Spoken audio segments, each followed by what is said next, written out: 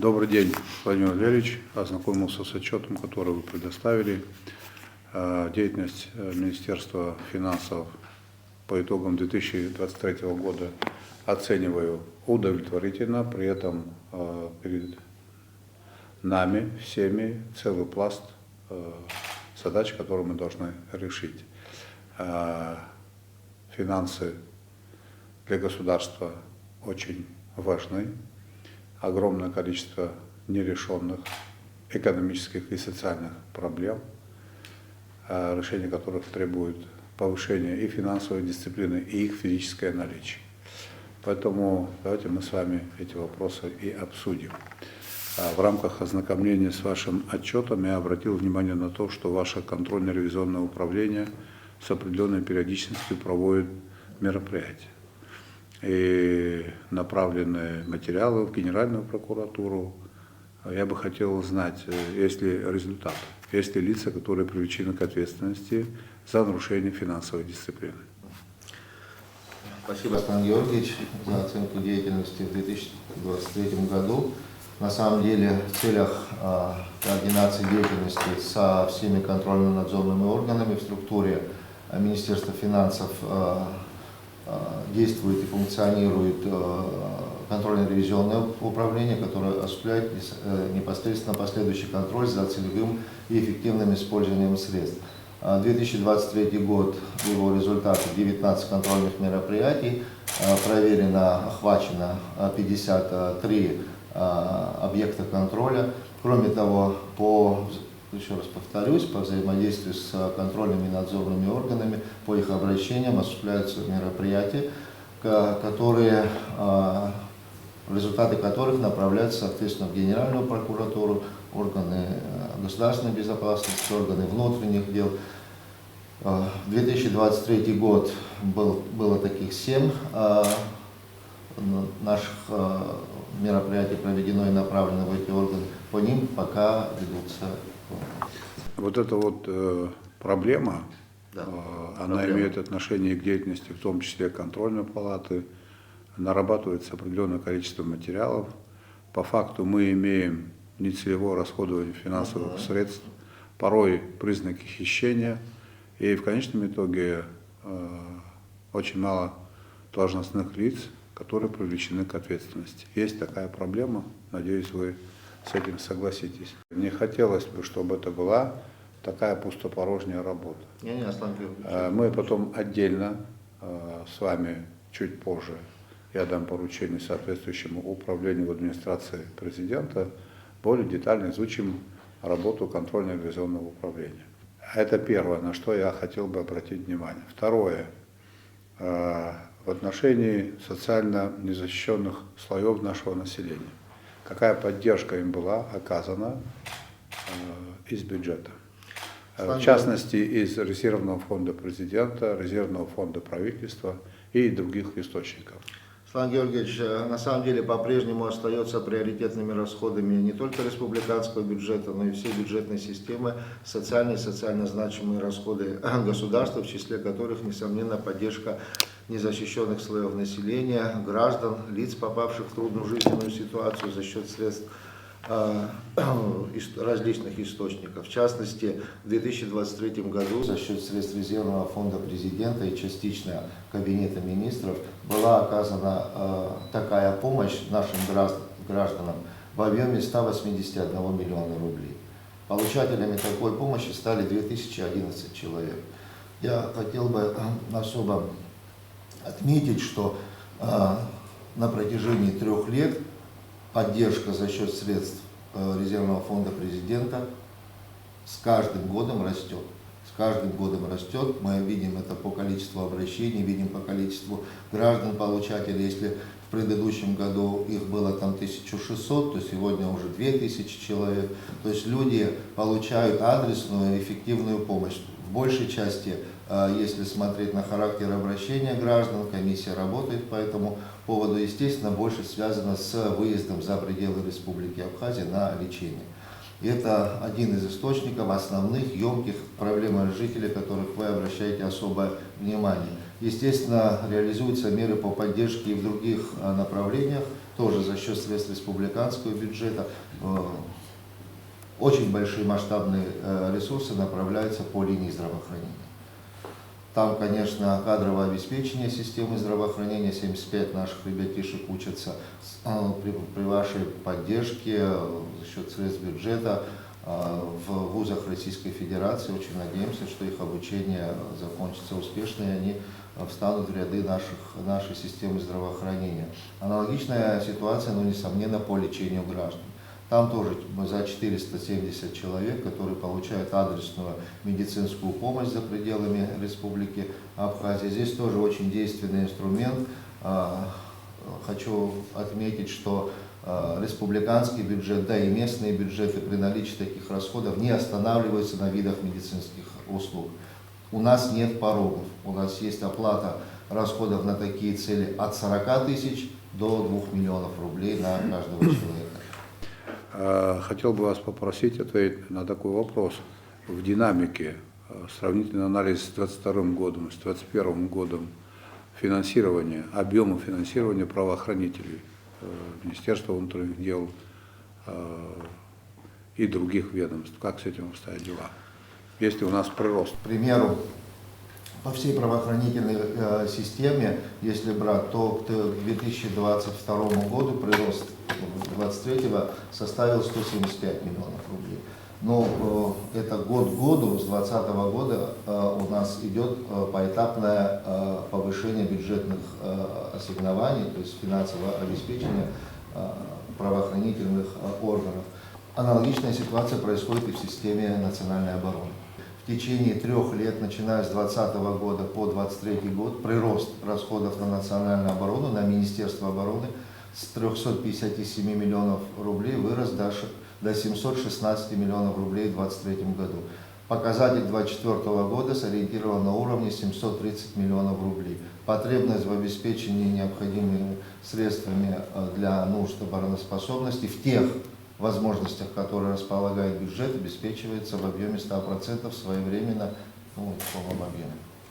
Разъясните состояние дел по вопросу, связанному с повышением заработной платы отдельных категорий бюджетников. В 2023 году продолжилась реализация мер по установленным критериям и целевым показателям соглашения о порядке софинансирования размеров заработной платы отдельным категориям работников бюджетной сферы. Средний целевой показатель в размере 27,6 по всей системе в 2023 году достигнут. Если брать отдельные категории, к примеру, взять педагогические работники среднеобразовательных учреждений, школы, то там средний показатель 25. Средний показатель 25 тысяч рублей по итогам 2023 года. Да. С чего мы начинали в 2020 году? Какая была цифра? В 2020 году была 17. 16,7. 16,7. Да. По итогам 2023 года мы вышли на цифру 27,6. 27,6. Я бы еще хотел отметить особо, что вами подписанная программа, государственная программа социально-экономического развития на 2022-2025 годы, там установленные критерии по достижению целевых показателей средней заработной платы 27,4. Мы в 2023 году достигли по факту целиком по всей бюджетной системе 27,9. Параметр собственных доходов бюджета был определен в 7,2 миллиарда рублей на уровень 2023 года. Мы в 2023 году его достигли 9,8 миллиардов рублей. Это говорит о поступательном темпе собственных доходов. Теперь расскажите нам, как обстоят дела у нас с финансированием такой проблемы, как решение переселения из ветхого жилья, решение жилищных проблем. Что у нас сделано в 2023 году, какие деньги предусмотрены? Руслан Георгиевич, в соответствии с законом о республиканском бюджете в целях компенсации расходов по переселению с аварийного жилья, непосредственно аварийное жилье в городе Сухум по улице Назадзе. Это, кажется, многоэтажный дом. Да, многоэтажный жилой дом, многоквартирный жилой дом. Вот, в целях реализации этих мер, установленных законом, и отдельных поручений по доведению этих объемов в 2023 году на эти цели было направлено 284,6 миллионов рублей.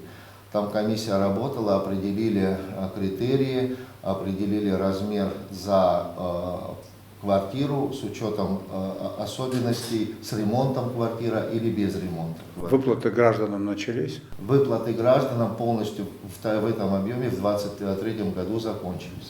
Закончились. В объеме 284,6 миллионов рублей. Средства направлялись в бюджет администрации города Сухум, доводились до граждан путем открытия лицевых счетов в коммерческих банках, ну там, где им удобно. Какое количество граждан получили эти деньги? Там 108 квартир, 108 владельцев квартир. Вот они. Понятно. А как финансируется программа жилища? Программа жилища в объеме 60 миллионов рублей, предусмотренная на 2023 год, была профинансирована в объеме 47,4 миллиона рублей. Это не говорит о том, что нехватка средств или еще какие-то обстоятельства, связанные с финансированием. Дело в том, что комиссия по программе жилища приняла решение на все 60 миллионов рублей, но с учетом того, что гражданам выдали сертификаты, каждому там в размере установленной комиссии, они пока еще не нашли жилье. Вот, как только приходит обращение о том, что гражданин подыскал себе жилье, соответственно социальное жилье, мы тут же обеспечиваем финансирование. В 2023 году 47,4 миллиона рублей было направлено на эти цели. Понятно. Это очень важное направление деятельности, и мы должны предпринять максимум усилий для того, чтобы наша работа в этом плане была продуктивной. Спасибо. Расскажите нам о тех мерах, которые предпринимаются в плане финансирования секторов экономики. Какая сумма денег была направлена на эти цели? В 2023 году продолжились мероприятия по поддержке отдельных отраслей экономики. В числе, конечно, приоритетных здесь является поддержка энергетической отрасли. Я хотел бы об этом поподробнее сказать. Ресурс, направленный на эти цели в 2023 году, достиг 900 миллионов рублей.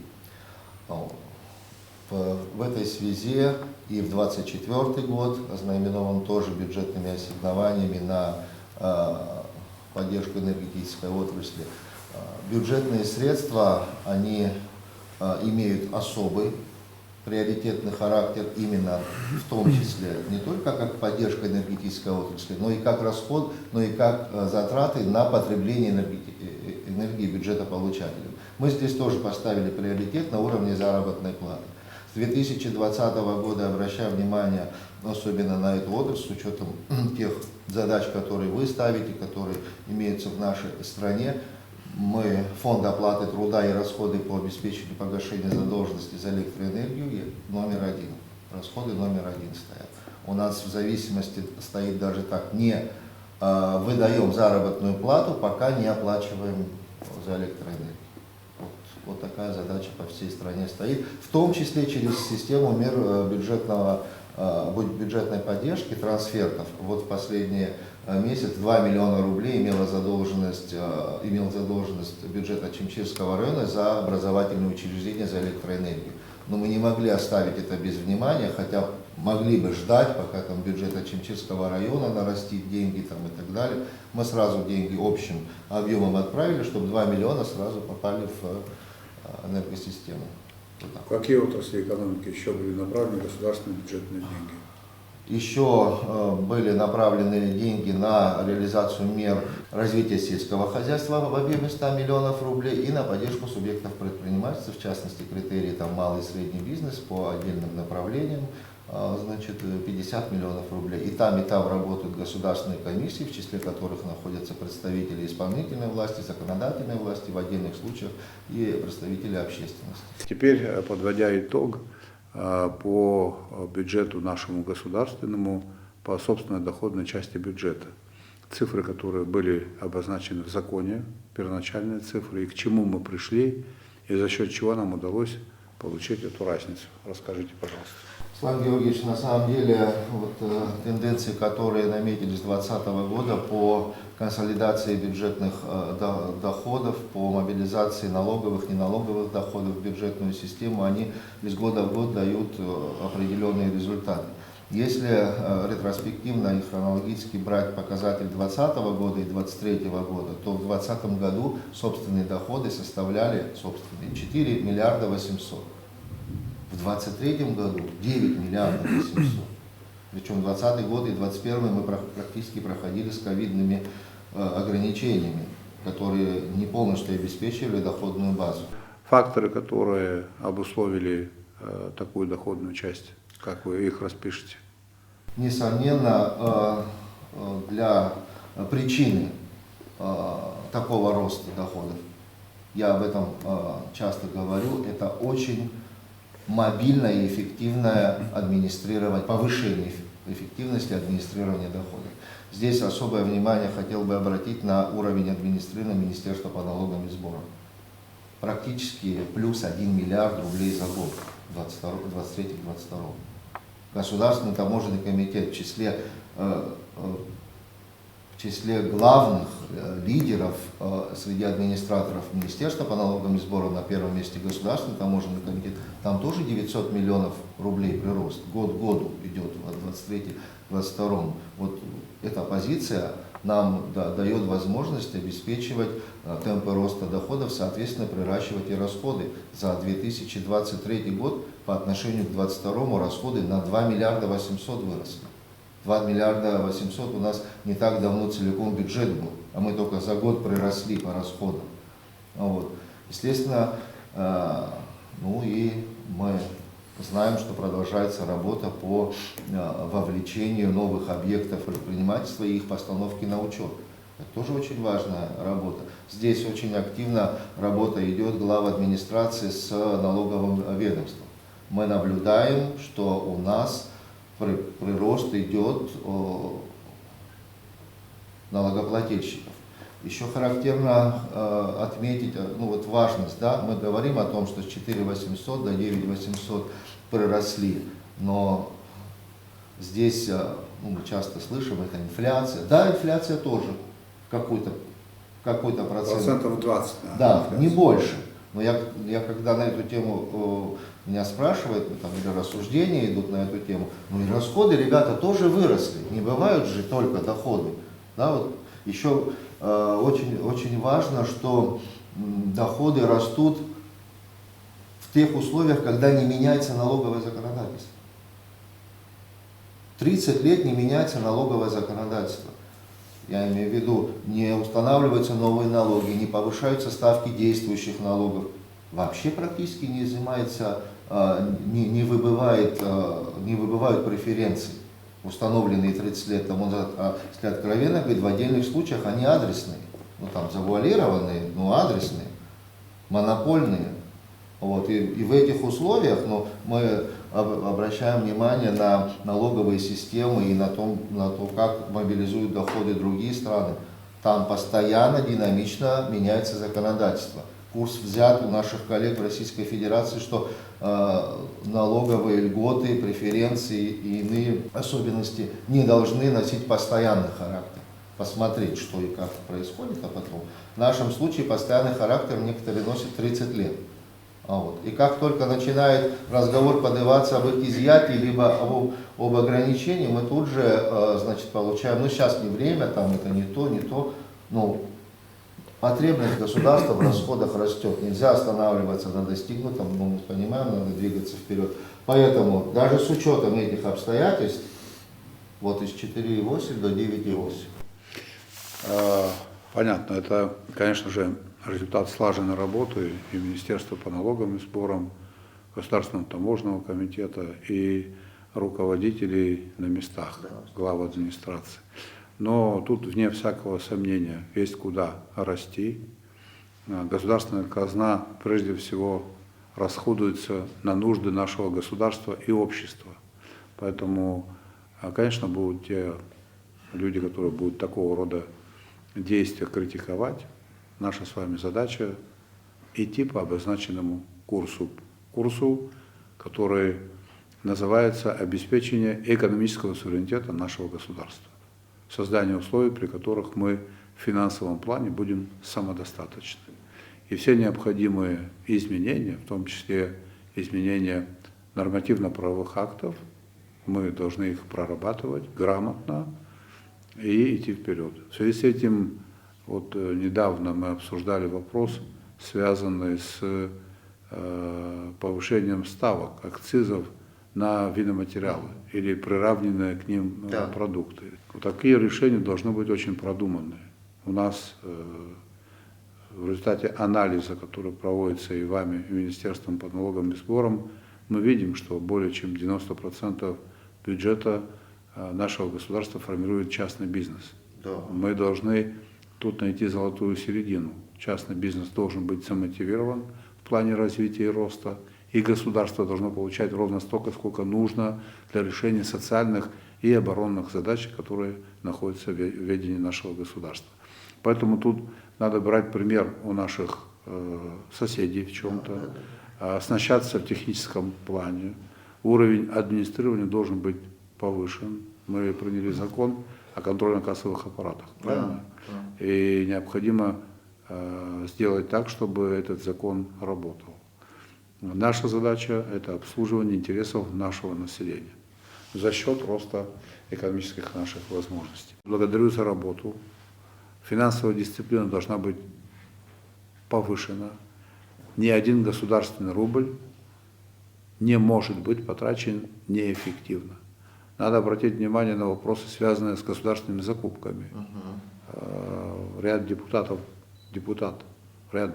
подготовили законопроект, надо посмотреть и принять его, адаптированный к нашим условиям, с тем, чтобы он решал проблемы, а не создавал путаницу, а решал проблемы. К этому надо идти. Ну и вопрос связан с тем, что Министерство, Российская Федерация обещала нам поддержку в плане технического оснащения Министерства по налогам и сборам и Государственного таможенного комитета как главных администраторов по сбору налогов.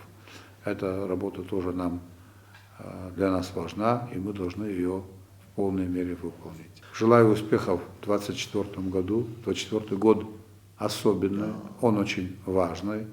В бюджете предусмотрены средства для решения конкретных задач.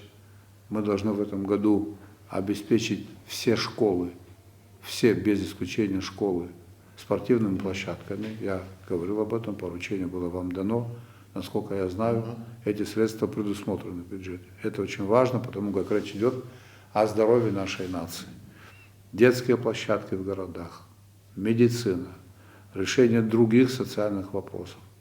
Все это замыкается во многом на вашем ведомстве. Поэтому необходимо использовать все имеющиеся возможности эффективно. Задача, которая стоит перед Министерством финансов по укреплению финансовой дисциплины, повышению доходов, несомненно, является важной, ключевой, необходимой, и мы, Аслан Георгиевич, будем ее решать с более интенсивностью, чем в предыдущие годы. Задачи стоят амбициозные, 2024 год очень важный, приоритетные расходы никуда не исчезли, они обратно такие же, поэтому будем изыскивать ресурсы, необходимые возможности для обеспечения задач, которые возложены на государство. Надо еще обратить внимание на то, что доля тех, кто получает российскую пенсию, в Абхазии сокращается. Соответственно, будет расти нагрузка на наш бюджет с тем, чтобы обеспечить хотя бы тот уровень платежей, который существует. Ну, вы цифры эти знаете, это надо иметь в виду, потому как это наш долг. Долг государства обеспечить выплатами наших граждан, которые уходят на пенсию. Это тоже очень важная, отдельно взятая задача. Все упирается в возможности нашей экономики. Наша экономика должна расти серьезнейшими темпами. Для этого есть все предпосылки. Хорошие предпосылки есть для увеличения деловой активности, вовлечения инвестиций в предпринимательскую среду. Это очень важный аспект. вовлечение инвестиций может рассматриваться как некая гарантия, в том числе бизнеса. Это ключевые позиции. Так работает весь мир. Мы тоже, несомненно, должны опираться на этот опыт. Вот. Что касается пенсионного обеспечения, Аслан Георгиевич, тоже характерно отметить. 2020 год, минус 110 миллионов рублей мы заходили, ковидное было время, 2 месяца не могли выплатить заработную плату. По итогам 2023 года пенсионный фонд, профицитные остатки 190 миллионов рублей. А вот пенсионный фонд в 2020 году объем был 900 миллионов, да? Вы не помните цифры, какие были? Да, 900 был. 900. А сколько сейчас? Сейчас 1 200 000 у нас. Там остаток 190 миллионов. У нас есть договоренность о том, что может в течение 2 лет попробовать консолидировать средства, может еще там добавить с различных источников. Может быть, с учетом того, что вы сейчас отметили, что сокращаются пенсионеры, получающие российскую помощь, может быть, попробовать проиндексировать социальную пенсию. Но, естественно, на 100-150 рублей индексировать, наверное, смысла нет как такового. Хотя 150 рублей и того смотришь, там это сотни миллионов. И того, когда Понятно, смотришь. понятно. Да, вот сейчас, по-моему, в прошлом году было повышение отдельным категориям пенсионеров, да? 5000 человек это коснулось. Да, это было в 2023 году отдельным категориям пенсионеров, семьи погибших направлено 22 миллиона рублей было направлено, а уже с 24-го, о чем вы сейчас говорите, там уже за 40 миллионов, итого 70 миллионов, да, с 24-го уже все постоянно будет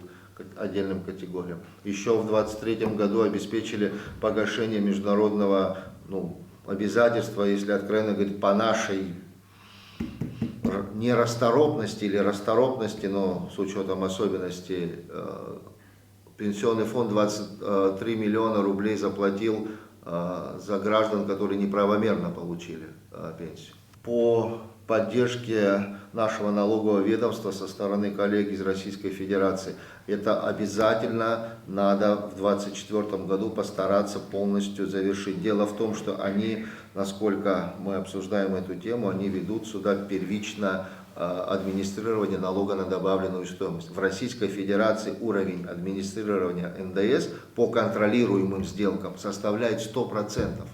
Это очень хороший механизм. Если мы его внедрим на территории Абхазии, мы по сути, может произойти только контрабанда, больше ничего. И то она там в пунктах пропуска не произойдет. Все остальное будет контролироваться. Мы часто, Аслан Георгиевич, слышим, вот это иждивенческий образ жизни породил такие отношения, мы там не занимаемся там эффективно, не наращиваем, экономику свою. Но я хочу заметить, что 2020 год уровень российской финансовой помощи по отношению к доходам 48% составлял.